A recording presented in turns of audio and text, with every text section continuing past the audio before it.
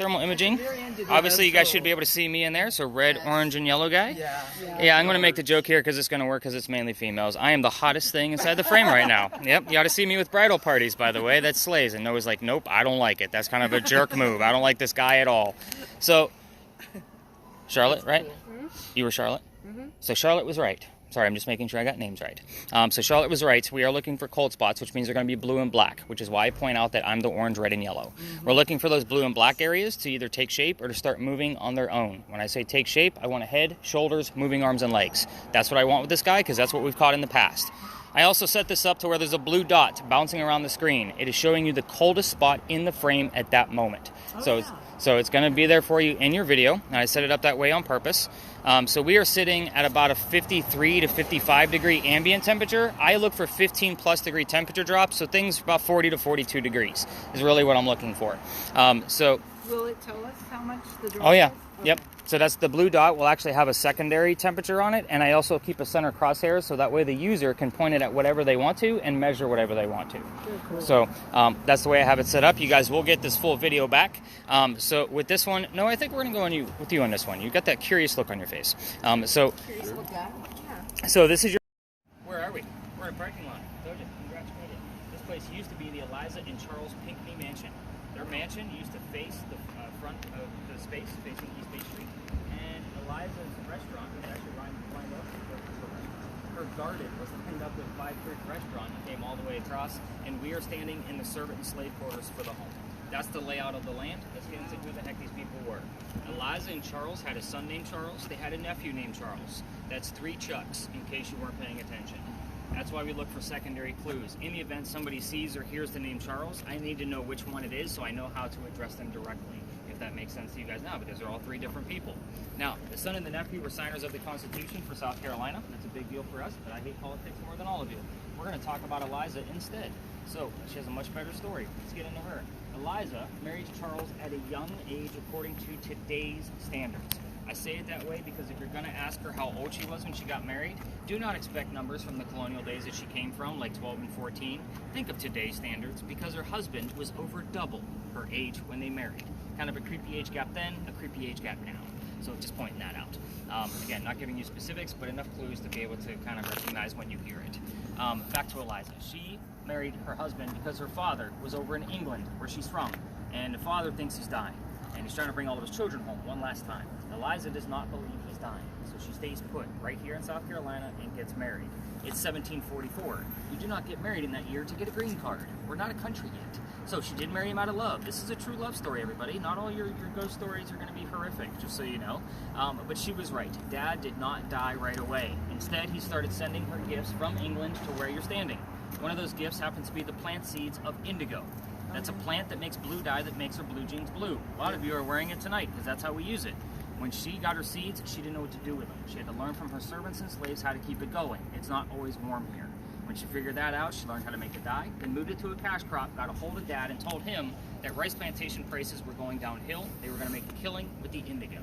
And we now have an international businesswoman during colonial days. Something absolutely unheard of. Now, that's the boring business stuff of Eliza. Let's get into the weird shit, because that's why you guys showed up. So, what's going to happen with this location, I'm going to try to keep it as controlled as possible, because this can be a very temperamental place. Again, this is a true love story, and it is also a place of respect. I'll explain before we leave the space. But with each communication device, I'll kind of give you a series of questions to either focus on or say out loud. There's no right or wrong way to do this, whatever you're comfortable with.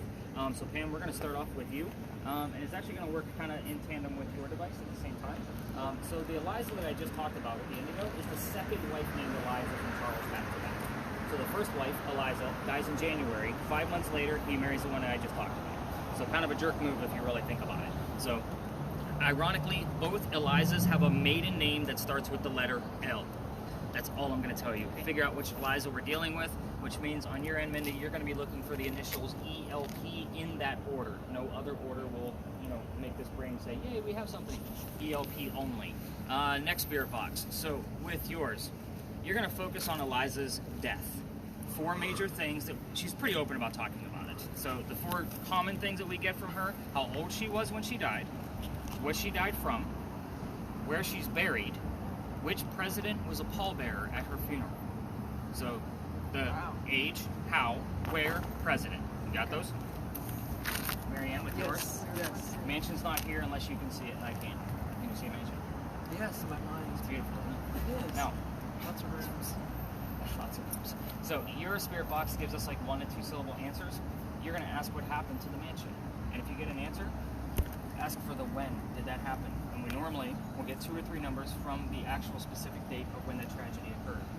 I'm giving you a clue that it's a tragedy. For those of you using communication devices, keep in mind if you're asking questions, those answers can go anywhere. That does include my voice recorder or any of the 3 cameras that are recording audio as well. That's why you're going to tell me all the silly little things that are coming out of the 2 spirit boxes between Charlotte and Marianne. So again, you don't know what is being asked from somebody else. What's going to happen is we're going to spread out. We're going to stay away from the 2 cars. I'll do 1 or 2 round robins depending on what's going on with your devices. I'm going to keep Mindy behind so I can show her how to work that thing even further. And then I'm going to be with everybody else here in just a moment. So go ahead and spread out and let's see if we can get it. We're just going to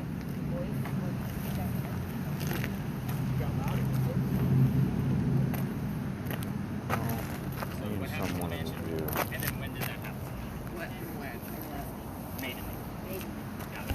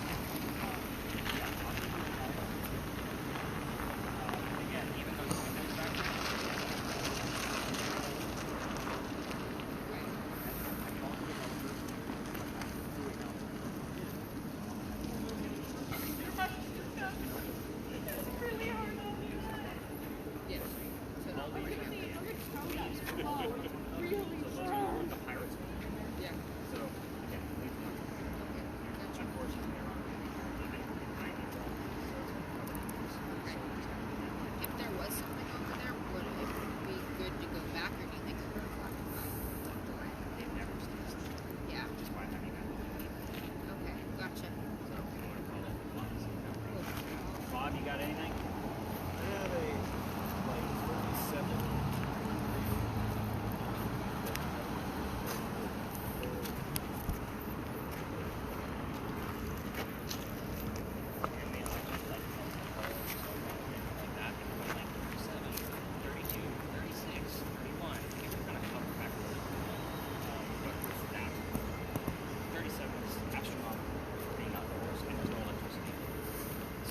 Telephone poles are not close enough for you to give off the radius. This is your space. Those numbers you probably won't see in any other space besides maybe our last one. But those are astronomical. Your baseline is going to be at 25 minutes. So it's going to be everything you find. Only because it lights up your way, it only goes to 25. We would have missed that 37 if we were only using the number. You don't want to do it. While we're at this space. So when we get to a new space, I'll tell you the baseline there. I love how your super excitement was, oh yeah, I got a 37. I'm like, oh shit, I got a 37.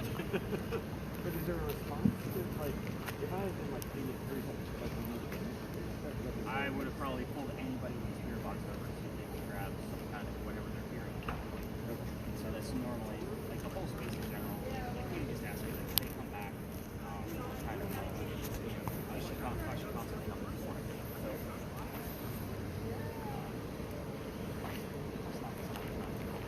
but at the same time, I was like, they move around. That's why I have you guys all kind of moving around. That normally with yours, you never find the highest reading percentage. That's fun. So, but yeah, also when you're with a spirit box, I like to be very just have them listed in there. Communicate throughout your house. A lot of times, it's great. Yep. Thank John. Whatever you want to see.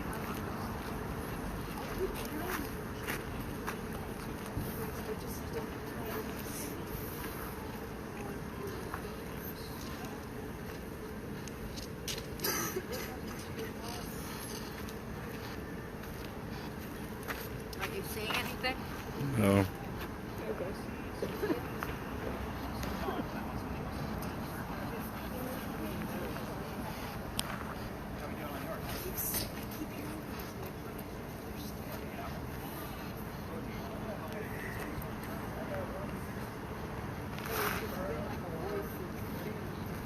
Dad, how much?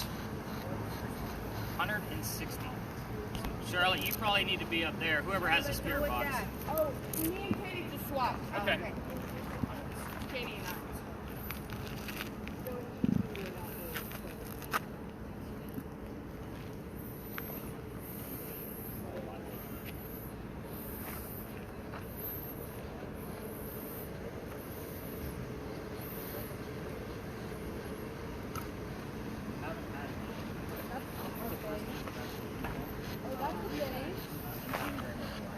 Anybody want to come over and see this? Because this is a thing.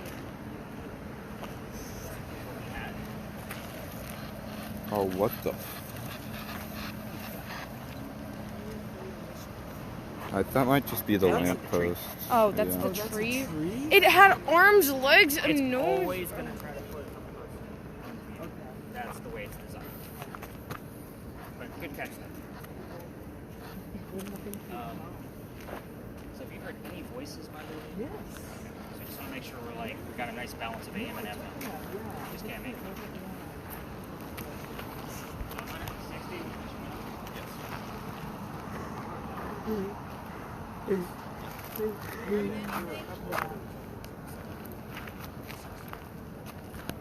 What happened to your home?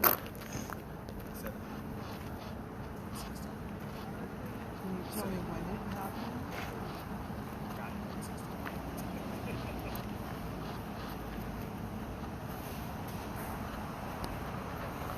The ghost of Katie.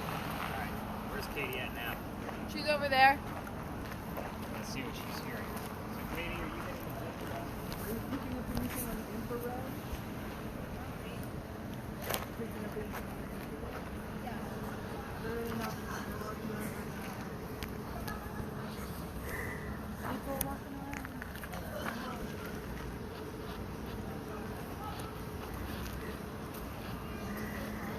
Now picking up Noah.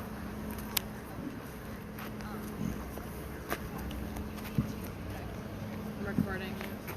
Thank you, Tracy.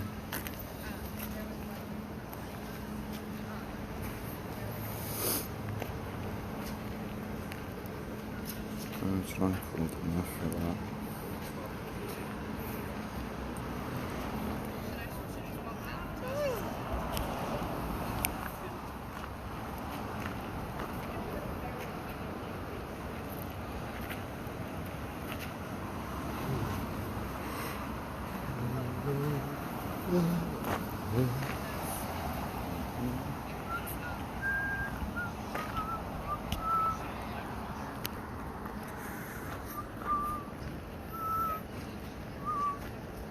No, you got anything nuts on there?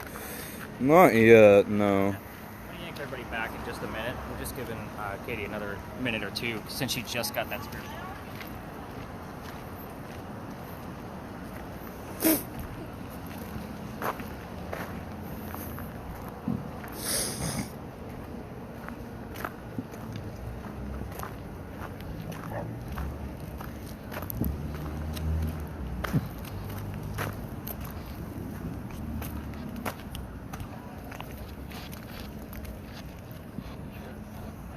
I got an ET, I just didn't know.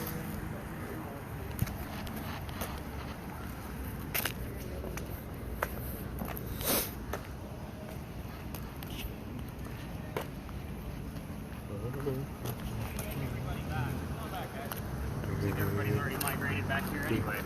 So.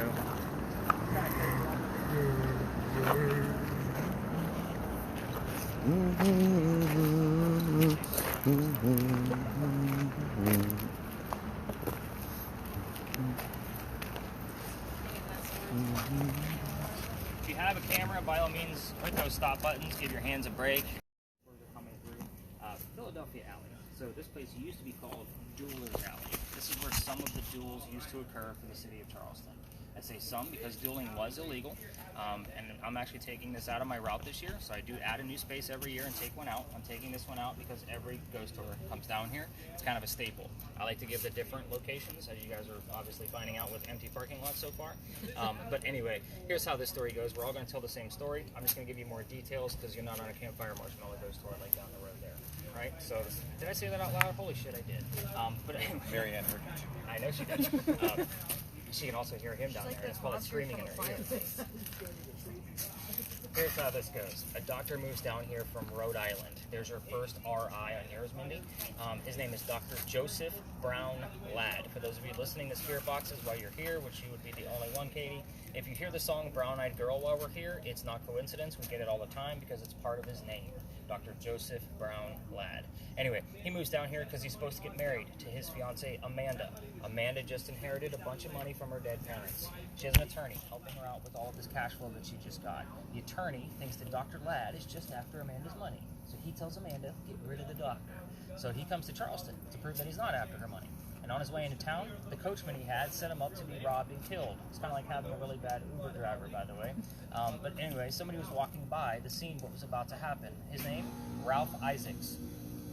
Ralph has the same initials as where the doctor came from, so that's why we look for it. I will tell you, this is the reason why I have that device. I was getting the letters RI all the time on regular spirit boxes. I wanted to verify it, and we've gotten it about half a dozen times in the past 8 or 9 months. So take that for what it's worth. Only when I bring up Ralph, though. Ralph tells the doctor, dude, you don't want to stay here. I know this guy. He's going to try to kill you. There's a gunman inside. Come with me. We're going to go to my friend's house at 59 Church Street where you can rent a room and you'll be safe. Good to go. Doc took him up on the offer, and the two gentlemen became friends. The longer the doctor stays here in Charleston, the more money he's making. He's proving his point. He's not after Amanda's money. Amanda gets wind of this, and she's coming down so they can be married, and Dr. Ladd became known as the Whistling Doctor. So I'm going to tell you that every haunted city you're ever going to visit has a cliched whistling ghost. We all have one. I will tell you that we've caught whistles down here, not to mention whistles from a spirit box with the word doctor coming right after in a commercial. So it's like the whistling part of a song and then doctor in a commercial. Doctor, you get it all the time. Dozens of times, in fact. Anyway, back to Dr. Ladd and Ralph. They go see plays together. They can't sit next to each other because the doctor makes more money. That's the hierarchy of Charleston. They go see Richard III one night from Shakespeare. And on the way home, they're arguing over the new actress because they couldn't discuss her at the play. Dr. Ladd thought she was great. Ralph did not. They start arguing, and then Ralph is then insulting the doctor's fiance back home in Rhode Island. It got really ugly. They went their separate ways. Told you Ralph has friends around town. He goes to his friends at the newspaper, tells them to place an ad in the newspaper, telling the whole city of Charleston what he thinks of the doctor. Kind of a, you're a disgrace to society kind of mentality. The doctor saw this ad, but rebutted with, let's go to Doodle's Alley. Somebody's going to die. Keep in mind, this whole argument started over an actress. I just like to point that out because it's really silly and dumb. Anyway, the two gentlemen came down, and they took them 10 paces away from each other. They turned, the doctor pointed his gun in the air and shot. He did not want to kill his friend. He just wanted to have the courage to show up to the fight and make his point. But Ralph has his one bullet still left in his flintlock, and he put it in the kneecap of the doctor.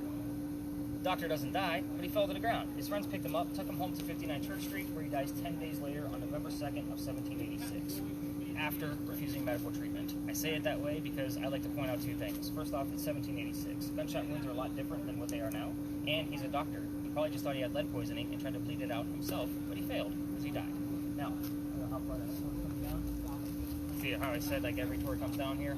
That's why I don't like to always come to the space. But anyway, so every tour will tell you, as quiet as it is, as silent as it was, to listen for those whistles. Again, we've gotten it in a number of ways, so kind of take that for what it is.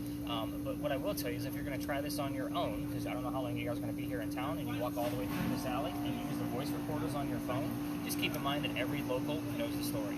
So anybody walking up and down Cumberland Street or Queen Street throws a whistle down the alley. I used to do it every single night when my garage was over here. And it was all, of course, at 3 or 4 o'clock in the morning. Sometimes I may have heard an echo back. Who knows? But just kind of keep that in mind if you're going to do it on your own. I also can't take you all the way through to the end of this alley because I've actually been kicked out of here. Let's talk about that because that's the fun part of the story, everybody. So, also shows you my extensive research. Marianne's cracking up over there because she can hear everything. I love it.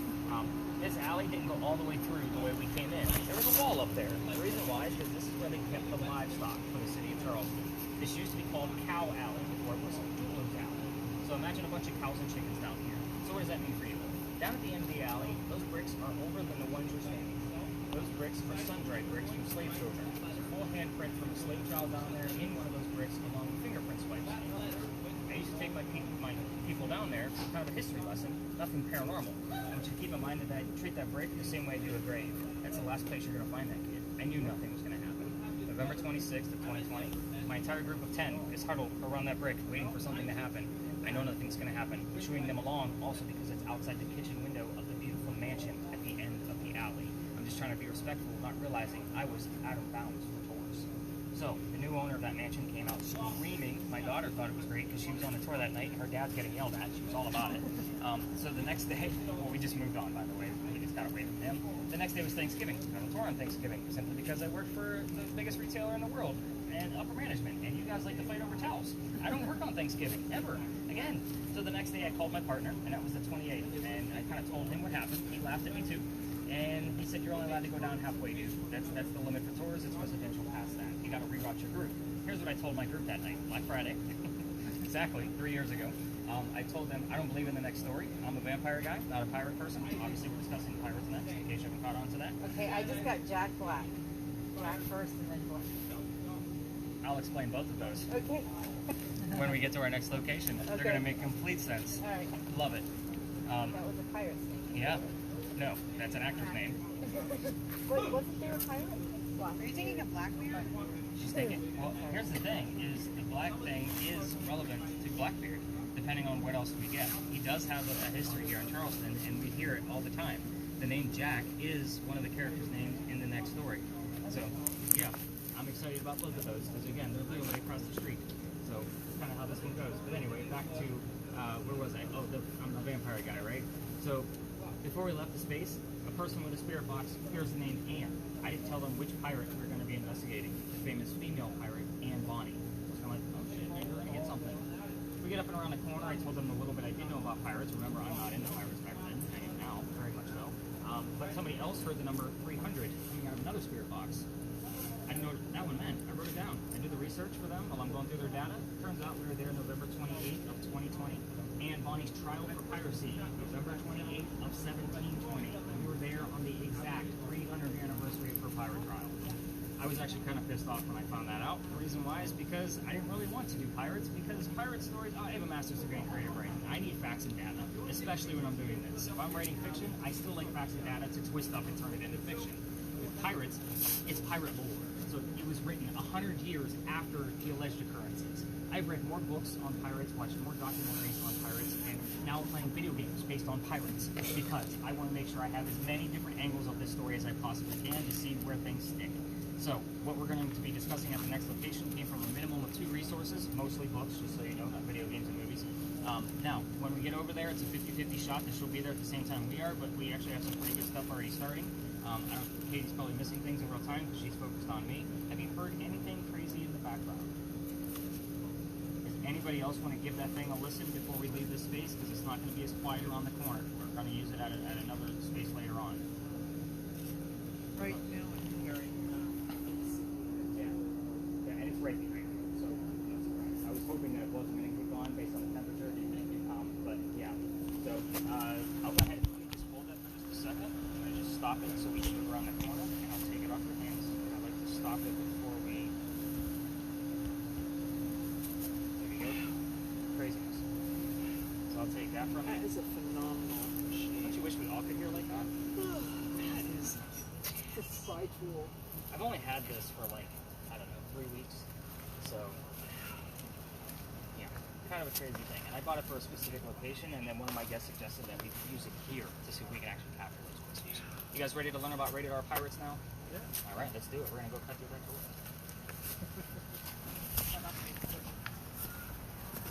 Start your own whistles.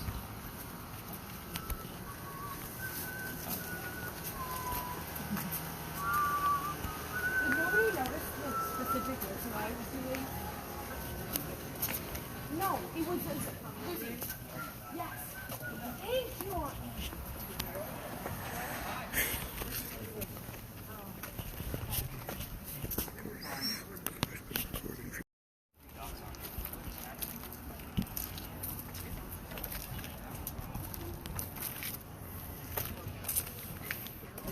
When you hit tap and you take a step.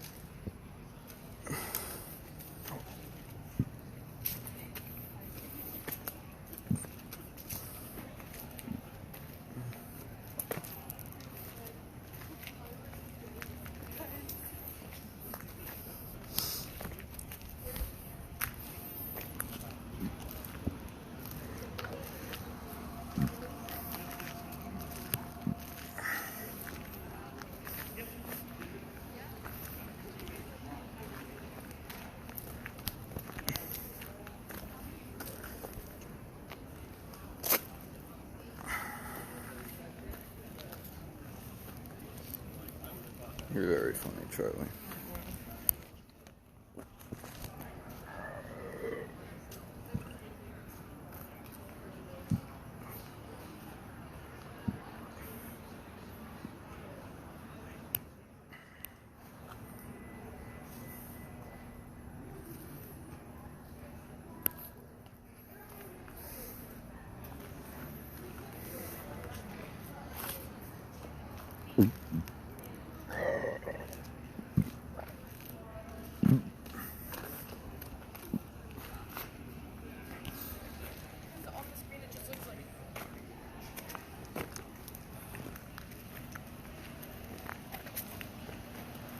Don, you got anything going on? Zilch.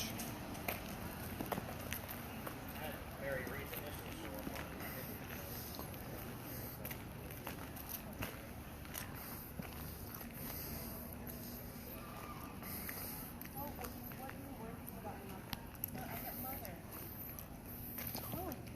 That's important. Now what? What?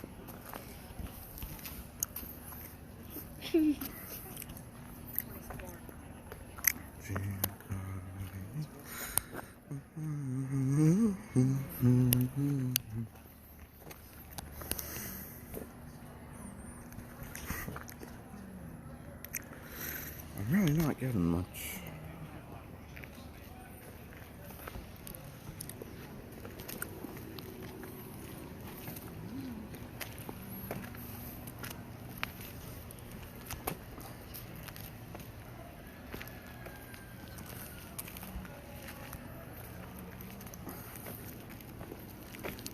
Kitty bug.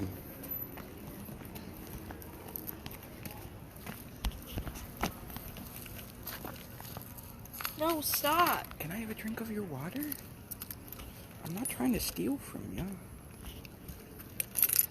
Be careful with my keys. Why? Okay.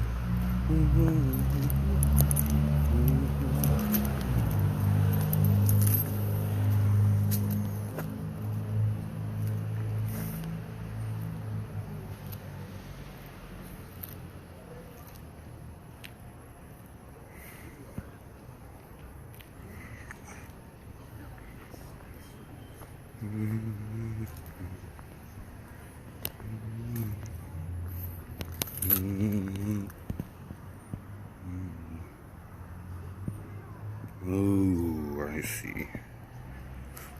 So I keep this in frame. That gives everything a point of reference. I see. Keep that outstretched.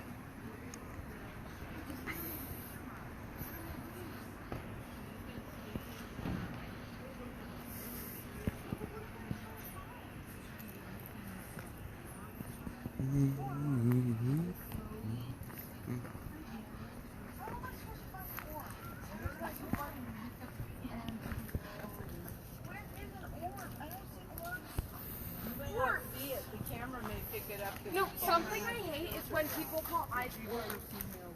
You don't have to get that far over. There is no orb. Stop yelling, you're interfering with the spirit box.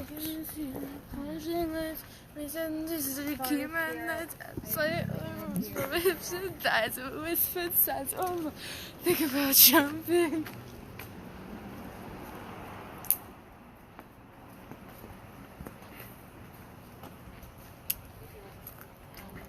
I want to do a dance.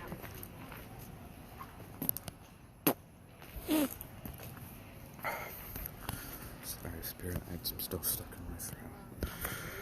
Please don't take it personally.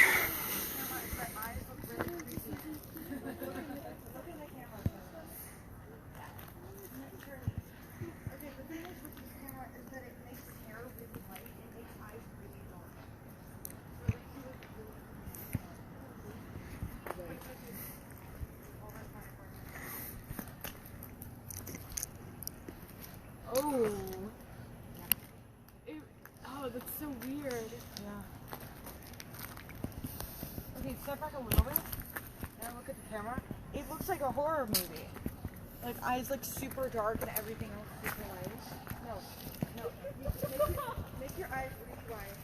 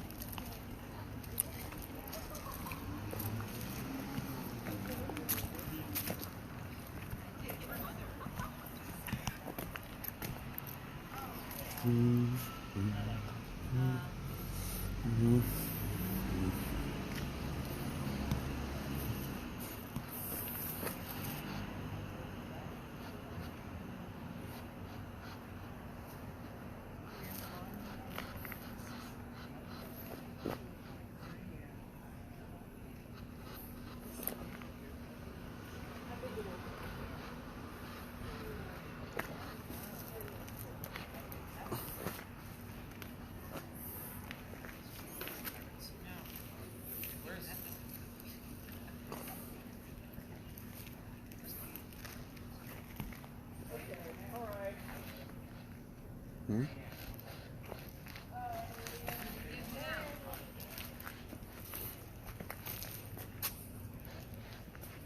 You know, Aunt Bonnie was actually one of my favorite pilots because she was one of the female ones.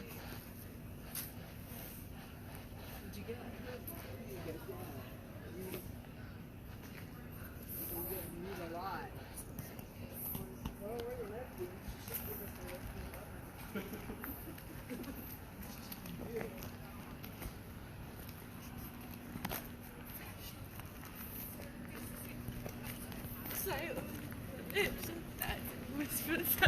us the left.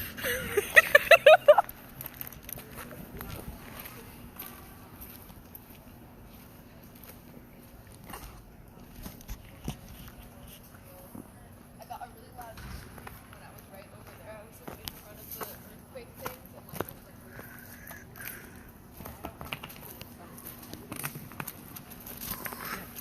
Good thing I write fast. Where's Marianne? Let's catch up with her.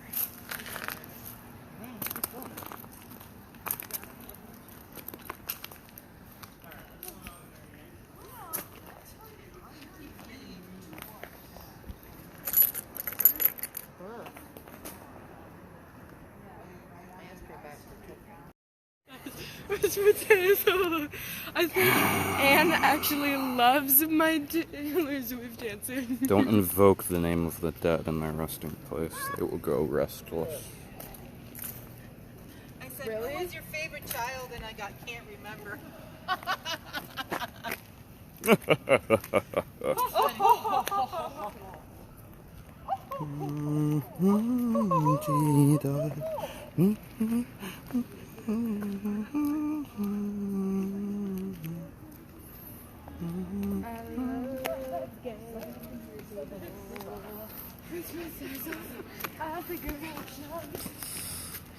think